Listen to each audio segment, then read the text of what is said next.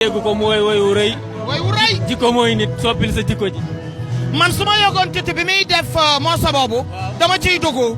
xam nga dama ciy duggee. parce que kii dafa ñëw Diourbel joué si. mu am fermeture am bu daggoon. waaw. ci guddi gi. waaw. ndeysaan mu woo ma. jijak moo ma woo. na ma Adja Fall ma ne ko naam. mu ne ma Titi day joué fii. ma ne ko dégg naa ko moo tax ma ñëw. mu ne ma ah waaye dafa sol yére bi. jàpp ko fermeture bi dagg mu ñeme ma daal di ànd ak moom woo ko ba mu ñëw sama kër ma yóbbu ko ci sama benn càmmiñ bu ñuy wax Sada Diallo ma yee ko ay 2 heures du matin te war naa yéeg sur scène te xam nga Diourbel dëkk la boo xam ne boo fay tëgg 2 heures war na fekk ngay door waaye man mii nu yee woo ma loolu daf ma ñor ndax sama rakk la muy xale bu yaru mba yee Sada ne ma Adja mba jàmm la ma ne ko jógal yaay sama càmmi yow laa sañ a yee fermeture Titi moo dagg mu ne bëret daal di ubbi atelier bi daal di dugg ak man Titi toog ci kat-katam mu ñaw ko ba mu yegg muy anecdote bu am importance mu yéegal ma ci scène bi ñu toj ko ba mu mokk. loolu de ku la ñeme wut du ko def. xam nga ki la gën jikko moo la gën di nit dafa woy lu am solo.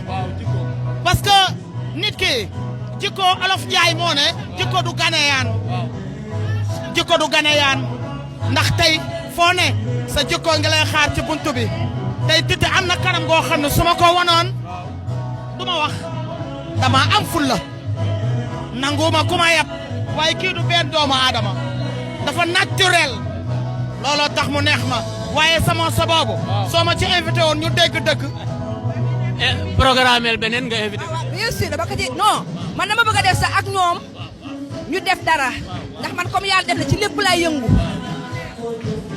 ñi waa ñu def ko ak bongo yi def ay sabar ay cung waa teemaa noppi ndax léegi dëkk génn réew mi kon dama ko naan Titi naam sa juddu bi naam sa ni nga toll naam sa jikko naam sa dayo daf na jikko yi di nit ki la gën jikko moo la gën di nit jikko yi di nit naam sa juddu bi naam sa ni nga toll naam sa jikko naam sa dayo loolu xaj na ci woy eh kii bàyyi ko rek ba mu wooñu borom TFM.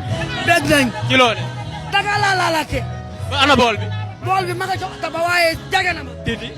xale bu doy waar wayoobe ku am fulla am fayda personnalité boole koog mu loo problème ku am problème mu réglé le problème ba dootoo amati problème Titi non problème xale bu baax bu talal ndeyam tereel baayam dimbali ay mbokkam ku mbokkal dimbali na la bu wax ji baree du moom bu jëf ji baree moom la li ma gën a neex ci moom silence ak organisé xale baa ngi doomu abi gan na dama ci am kilo baari kan la dama ci am kilo man Titi yoon sa laa ko tuddee tekkam ak téyam rek dafa saf tubaari kan la macha Allah ngay toj dëkk bi nga tey del tubaari kan la boole woog dara ak wax moo tax no problème laa ko tuddee Titi dafay am sa problème mu régler problème ba dootoo amati problème Titi mooy no problème foofa toj kontaan nañu.